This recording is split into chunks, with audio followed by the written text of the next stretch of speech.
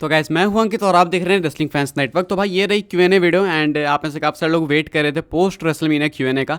तो ये आ चुकी है वीडियो, लेकिन भाई ये पोस्ट रेसलमीनिया Q&A कम रोमन रेंस Q&A ज़्यादा लग रही है। इतने सारे क्वेश्चन है रोमन रेंस को लेकर कि पूछो ही मत। 90% क्वेश्चन इस वीडियो के अंदर रोमन को ही लेकर है, सबने रोमन के ही बारे में पूछ डाला है। अब ऐसे में भाई मैं आपको बहुत सारे क्वेश्चन का आंसर करूंगा इस वीडियो के अंदर। बहुत सारे बहुत सारे भाइयों के सवाल मैंने लिए हैं, तो कई सारे लोगों का नेम इस वीडियो में होगा, जिनका नहीं है आप अगली बार का वेट करो, बिकॉज मैंने जितने नेसेसरी क्वेश्चन थे वो ऑलमोस्ट सारे ले लिए हैं। चैनल पे अगर आप नए हो भाई तो सब्सक्राइब कर देना। 74,000 सब्सक्राइबर हमारा नेक्स्ट गोल है, तो साथ में मिलकर कंप्लीट करते हैं, आगे बढ़ते हैं एंड चालू करते हैं। सबसे पहले हम लोग सबसे पहले क्वेश्चन से, जो कि रंजीत भाई का। रंजीत भाई का सवाल है, कहते हैं रोमन रेंस अपने बिग डॉग वाले कैरेक्टर के साथ वापसी करेंगे या ट्राइबल चीफ वाले ही। अच्छा भाई वैसे ये अनकट वीडियो है, तो अगर बीच में मैं फंबल करूं, अटकूं, रुकूं तो उस पर ज़्यादा ध्यान मत देना, बिकॉज Q&A में ऐसे खुले दिल से बनाता हूँ, ठीक है। ज़्यादा कुछ स्क्रिप्टिंग होती नहीं, कुछ भी नहीं होती, तो इसलिए गलती वगैरह हो जाए तो समझ जाना। तो भाई कह रहे हैं रोमन रेंस अपने बिग डॉग वाले कैरेक्टर के साथ वापसी करेंगे या ट्राइबल चीफ वाले ही। तो भाई देखो, बिग डॉग तो नहीं आने वाले वापस। बिग डॉग का मतलब क्या है आप ये बताना। बिग डॉग का मतलब बेबी फेस रोमन,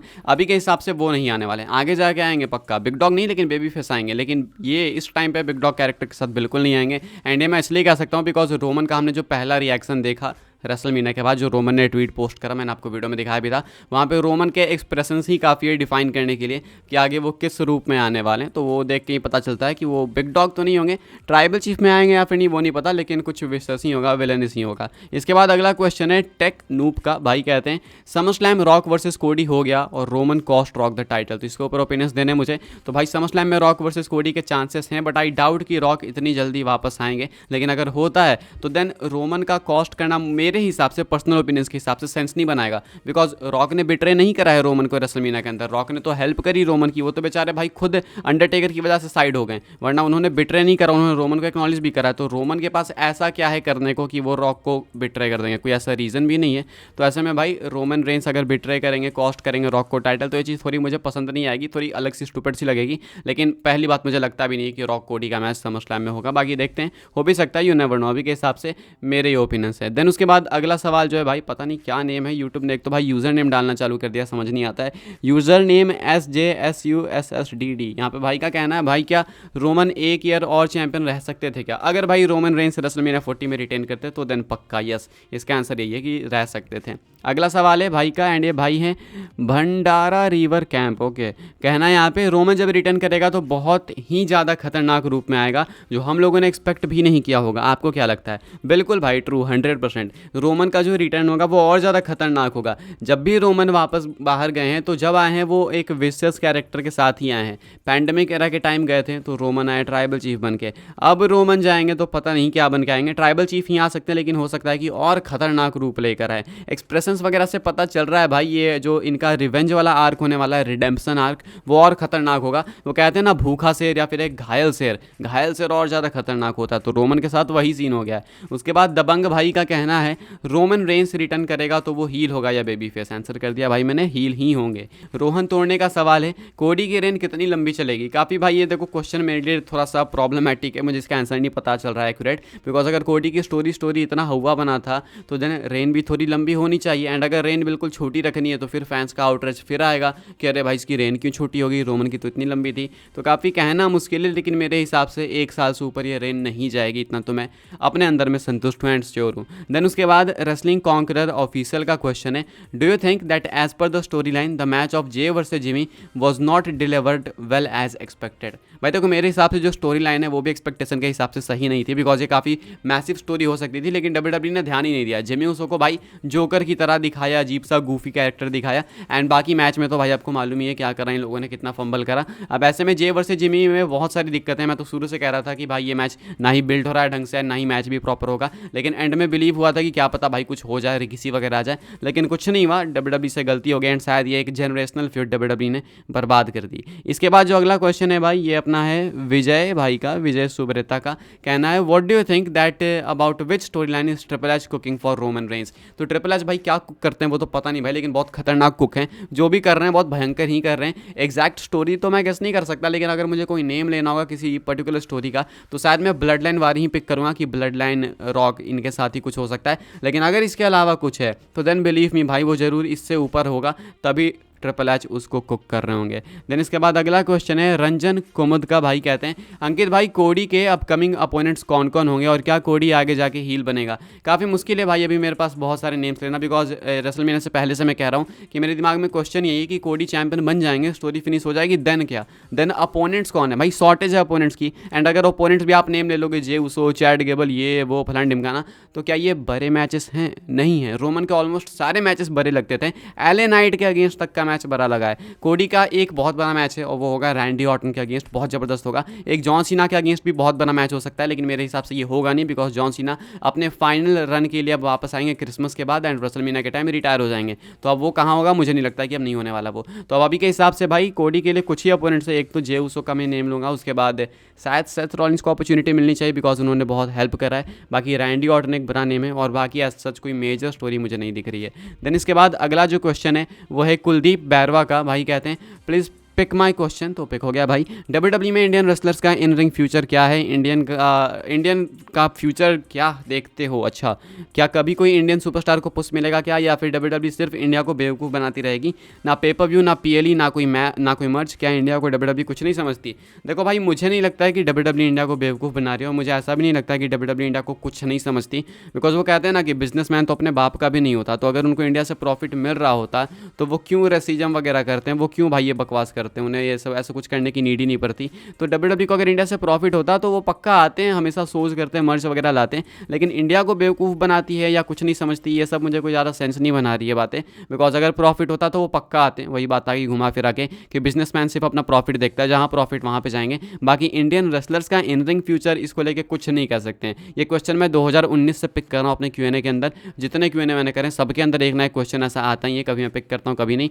एंड इतना मैंने समझ लिया कि इंडियन रेसलर्स का फ्यूचर बताना काफ़ी मुश्किल है। जिंदर महल का थोड़ा बहुत था, जिंदर महल ने कैरिज्मा दिखाया था, तो जिंदर महल को मिली भी थी एक रेन, अच्छी रेन मिली थी थोड़े टाइम के लिए, अच्छे हील बन गए थे वो। बाकियों का नहीं कह सकता यार, ये काफ़ी मेरे लिए थोड़ा दिक्कत वाला ये क्वेश्चन है। इसके बाद जो अगला क्वेश्चन है वो है फ्री फायर वीडियो का, एंड यहाँ पे भाई कहते हैं भाई कोई सैड क्यों नहीं हुआ अमेरिका में रोमन लॉस हुआ जब? तो भाई तुम्हें लगता है कि अमेरिका में कोई सैड होना डिजर्व भी करता है, या फिर उनके ओपिनियंस मैटर भी करते हैं? बिकॉज वो काफ़ी अनग्रेटफुल लोग हैं। मैं एक सिंपल बात कह रहा हूँ, मैं ये नहीं कह रहा कि आपको सैड होना चाहिए रोमन के हारने पर, अगर आप सैड नहीं हो तो आप अनग्रेटफुल हो, ऐसा कुछ नहीं है, अपने अपने ओपिनियंस है। मैं बाकी अलग एग्जांपल्स लेके आपको बताता हूँ।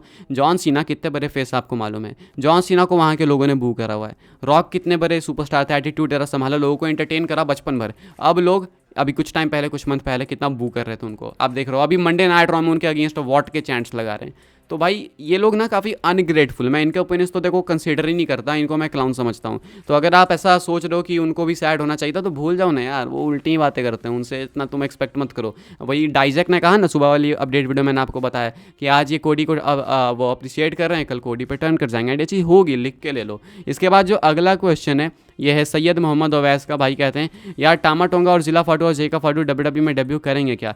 100% भाई, टामा टोंगा फ्री एजेंट है, वो आने वाले टाइम में देखने को मिल जाएंगे। जेका फाटू साइन कर चुके हैं, एनएक्सटी से शायद स्टार्ट करेंगे एंड उसके बाद मेन रोस्टर। जिला फाटू का अभी टाइम लगेगा, लेकिन मैं श्योर हूँ कि 1-1.5 साल के अंदर ये सारी चीज़ें रैप हो जाएंगी। जिला फाटू पे थोड़ा डाउट है, लेकिन टामा टोंगा का मैं श्योर हूँ, बाकी जेकब तो साइन कर ही चुके हैं। उसके बाद एक्स ये भाई का क्वेश्चन है, what do you think who will win next year royal rumble? काफ़ी मुश्किल है यार अभी से बताना, लेकिन मैं शायद सेथ रॉलिंस को पिक करूंगा। अगला जो सवाल है वो है केविन का, यहाँ पे कहना है रोमन का फ्यूचर प्लान क्या है और सील्ड सेथ वर्सेस रोमन होगा क्या?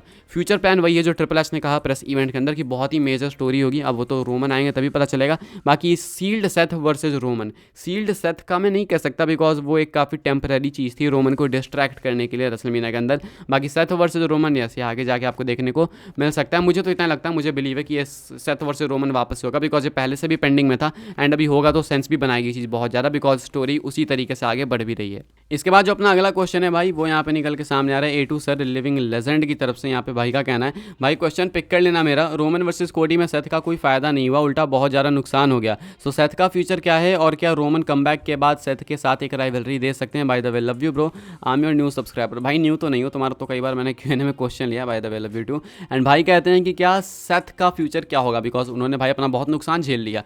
सेथ का फ्यूचर यार बहुत मुश्किल है बताना, लेकिन हमें पता ही है कि अगले साल रेसलमेनिया में वो सीएम पंक को फेस करने वाले हैं, तो फ्यूचर तो अच्छा ही है। बाकी रोमन कमबैक के बाद सेथ के साथ एक राइवलरी दे सकते हैं। यस भाई, रूमर से अभी अपडेट वगैरह भी है इसको लेकर, तो अपडेट वीडियो में उसको कवर करूँगा, उसका वेट करना आप। देन उसके बाद दिव्यांशु सिंह कहते हैं, अंकित ब्रो क्या अब रोमन रेंस का ट्राइबल चीफ कैरेक्टर खत्म हो गया है या ट्राइबल चीफ कैरेक्टर के साथ ही कंटिन्यू करेंगे रोमन रेंस हारने के बाद भी? Love your videos, thank you भाई, प्लीज़ पिक माय क्वेश्चन। तो भाई पिक हो गया आपका क्वेश्चन, क्या रोमन ट्राइबल चीफ कैरेक्टर के साथ ही कंटिन्यू करेंगे? मेरा क्वेश्चन ये है ना भाई कि क्या पॉल हेमन रोमन रेंस अपनी बातों पर टिके रहेंगे? बिकॉज उन्होंने कहा था कि विदाउट टाइटल ट्राइबल चीफ नहीं है, तो अगर वो अपनी बातों पर टिके हैं तो देन तो ट्राइबल चीफ नहीं बोलेंगे वो खुद को, हालांकि कैरेक्टर सेम ही होगा, बस ट्राइबल चीफ नहीं बोलेंगे। लेकिन अगर अपनी बातों पर नहीं टिके रहते हैं तो देन ट्राइबल चीफ बोलेंगे भी या रहेंगे भी। रहने तो वैसे भी वाले हैं, बट बोलने के लिए होंगे या नहीं वो देखना होगा। इसके बाद अगला क्वेश्चन है MCC भंगाली का, यहाँ पे कहना है इनका, is Roman leukaemia is back? क्या रोमन का ल्यूकीमिया वापस आ गया? बिकॉज रिसेंट में काफ़ी इसकी बातें हो रही हैं। तो भाई देखो, ऐसा कुछ नहीं है, ल्यूकीमिया वापस नहीं आया, बिकॉज ल्यूकीमिया कभी गया ही नहीं था। ये कैंसर, ब्लड कैंसर ऐसी बीमारी होती है ना जो जड़ से कभी खत्म नहीं होती। आपको लगेगा कि खत्म हो गई, लेकिन वो खत्म नहीं होती है। तो ऐसे में ल्यूकीमिया कभी खत्म ही नहीं हुआ था। रोमन अभी भी उससे रिकवर करते रहते हैं, वो मेंटेन करके रखते हैं। इसलिए रोमन पैंडेमिक एरा में भाई लीव भी लिए थे, बिकॉज उससे पहले भी रोमन ने कहा था कि मैं रिमिशन में हूँ, तो लोगों ने समझा था कि ल्यूकीमिया खत्म हो गया। लेकिन फिर भी जब ये कोविड आया था तो रोमन ने लीव लिया था। क्यों लिया था? वो प्रिकॉशंस ले रहे थे। तो रोमन प्रिकॉशन हमेशा लेते हैं, एंड ये सबसे अच्छी बात है, एंड ये करना भी चाहिए रोमन को। तो ल्यूकीमिया वापस नहीं आया, वो पहले की तरह ही प्रिकॉशंस में है। इसके बाद जो अगला क्वेश्चन है वो है टाइटन एक्स प्रेडेटर का। भाई कहते हैं, since Cena really interrupted can there be a match of Cena with Roman और द रॉक? नहीं भाई, वो सिर्फ एक कैमियो के लिए जॉन सीना आए थे रेसलमेनिया में। वैसे भी जॉन सीना के अब कुछ चंद मैचेस बचे हैं, या एक दो होंगे यार मैक्स टू मैक्स मेरे हिसाब से। क्रिसमस के बाद वो आएंगे रेसलमेनिया में, मोस्ट लाइकली रिटायर हो जाएंगे। वो उन्होंने कह दिया पैट मैकेफे शो पे कि ये इनका आखिरी रन होगा। तो रैंडी ऑर्टन के साथ हो जाए, कोडी के साथ हो जाए, तो वही बड़ी बात हो जाएगी। बाकी और मुझे नहीं लगता कि इसके अलावा और कोई होने वाला है। रेसलिंग न्यूज़ 777 का कहना है, will dean Ambrose return in WWE ever? Ever की बात है तो यस, आई थिंक 100%। अपना नेक्स्ट एंड जो फाइनल क्वेश्चन है वो निकल के सामने आ रहा है अथर्व उमरी की तरफ से। कहना है, भाई जॉन सीना तेरे को फॉलो करता है एक्स पे यानी ट्विटर पे, मालूम है कि नहीं? मालूम है भाई, मुझे बस ये बताओ कि तुम लोग फॉलो क्यों नहीं करते हो? भाई बहुत सारे लोग जो फॉलो नहीं करते हैं यार, अब तो जॉन सीना भी फॉलो करते हैं। तुम भी जाके फॉलो कर लो भाई, लिंक आपको मिल जाएगी डिस्क्रिप्शन में बिल्कुल नीचे। अंकित_WFN है मेरा यूजर नेम, मेरी ID, फॉलो कर लेना। वहाँ पे आप में रेसलिंग रिलेटेड ओपिनियंस, थॉट्स सब कुछ शेयर करते रहता हूँ। बाय द वे इस वीडियो के लिए यही कुछ है गाइज, एंड बहुत सारे क्वेश्चंस मैंने पिक करे इस Q&A के अंदर, एंड आई होप सो आपका भी क्वेश्चन पिक हुआ हो। नहीं हुआ हो तो कोई दिक्कत नहीं भाई, बहुत सारे लोग वीडियोस देखते हैं, सबका क्वेश्चन मैं कैसे पिक करूँ, तो आप समझ के लो थोड़ा। लेकिन अगर आपका कोई डाउट होगा सो आई बिलीव कि इस वीडियो के साथ क्लियर हो गया होगा। अगर आपको वीडियो पसंद है तो वीडियो को लाइक करें, शेयर करें, सब्सक्राइब करें, चैनल को फॉलो कर सकते हैं आप लोग मुझे इंस्टाग्राम एंड ट्विटर पर, लिंक आपको मिल जाएगा डिस्क्रिप्शन में। ज्वाइन कर सकते हैं व्हाट्सएप चैनल को, उसके भी लिंक है डिस्क्रिप्शन में। मिलते हैं अपनी नेक्स्ट ऑफर काफ़ी इंटरेस्टिंग वीडियो में।